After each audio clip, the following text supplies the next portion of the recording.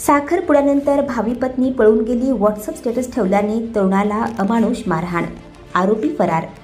Dharashiv. Digital इंडियात social मीडियातील लहान सहान गोष्टीवरून वाद होत असल्याचं अनेकदा पाहायला मिळालं आहे. फेसबुक, व्हॉट्सअप स्टेटसवरून देखील भांडणं झाल्याच्या अनेक घटना घडल्या आहेत.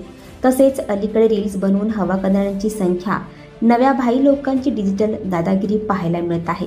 त्यातच आता धाराशिवमध्ये व्हॉट्सअपला स्टेटस ठेवल्यावरून झालेल्या वादातून एका तरुणाला जबर मारहाण करण्यात आल्याची घटना उघडकीस आली आहे. लग्न जमलं, साखरपुडाही झाला होता, पण होणाऱ्या बायकोने धोका दिल्याचं स्टेटस ठेवलं म्हणून तरुणाला अमानुष मारहाण करण्यात आली आहे.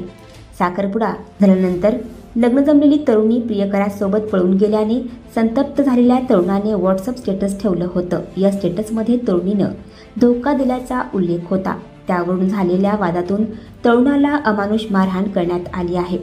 गेल्या 8 दिवसांपासून तरुणावर उपचार सुरू असून सध्या धाराशिव जिल्ह्यातील तुळजापूरच्या सरकारी रुग्णालयात तो दाखल आहे. धाराशिवच्या तुळजापूर तालुक्यातील सांगवी मार्डी येथील ही घटना असून या प्रकरणी तुळजापूर पोलिसात तिघांविरोधात गुन्हा दाखल करण्यात आला आहे. तरुणीच्या प्रियकराकडून विरहाचे स्टेटस ठेवणाऱ्याला अमानुष मारहाण झाली असून गुन्हा घडल्यापासून आरोपी तरुणीसह फरार आहे. पोलिसांकडून सध्या आरोपीसह तरुणीचाही शोध सुरू आहे. जिच्यासोबत लग्न जमलं ती तरुणी प्रियकरासोबत पळून गेली. होणारी बायको पळून गेल्याने धोका दिल्याचे स्टेटस तरुणाने ठेवल्याने वाद झाला. त्यानंतर तरुणाच्या प्रियकराने मित्रांसोबत स्टेटस ठेवणाऱ्या तरुणाला अमानुष मारहाण केल्याची घटना घडली. तरुणाच्या शरीरावर मारण्याच्या गंभीर खुणा पाहायला मिळत आहेत.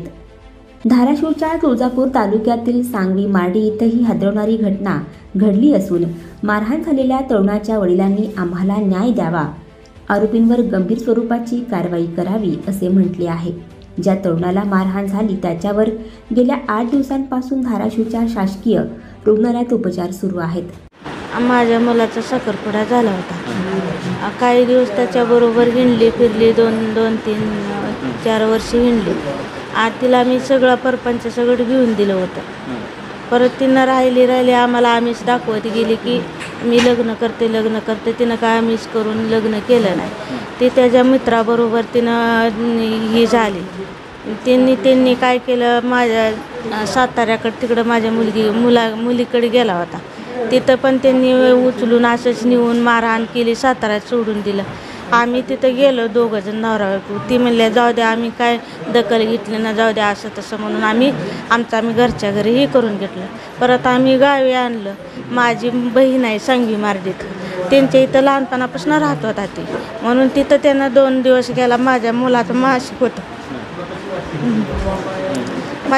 मासिक होतं रविवारी 6 तारखेला, म्हणून हे ना तिकडं 2 दिवस जातो मला कर म्हणा म्हणून गेला होता.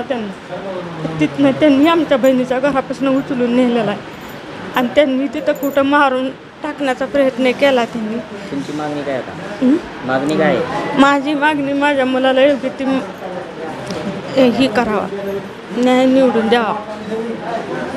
त्या पुरीला पहिला पोरगी पाहिजेत समोर.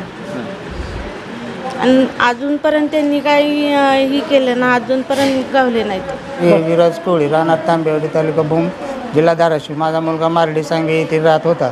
राहत असताना रोहित बागल यांच्याशी काहीतरी संपर्क झाला आणि त्याला मारहाण केल्याच्या नंतर तो तुळजापूर येथील शासकीय रुग्णालयात दाखल झाल्याच्या नंतर तिथल्या डॉक्टरांनी धाराशिव येथील शासकीय रुग्णालयात पाठवले आणि नंतर आता धमकीचे आमच्या मेवणीच्या दारात, म्हणजे त्याच्या मावशीच्या दारात चिठ्ठ्या वगैरे काही पडायला लागल्यात, लोखंडी पाय पडायला लागलेला आहे. आणि आमची मागणी अशीच आहे की पोलिसांनी काही आत्तापर्यंत कारवाई केलेली नसून आरोपी मोकाट हिंडत आहेत, तरी त्यांना योग्य ती कारवाई करावी आणि योग्य ते कलम लागण्यास यावे, 307 कलम लागण्यात यावे. आणखी नवनवीन व्हिडिओ पाहण्यासाठी आत्ताच आमच्या स्टार TV 9 चॅनलला सबस्क्राईब करा, लाईक करा, शेअर करा. Bureau report, star TV 9 Dharashiv.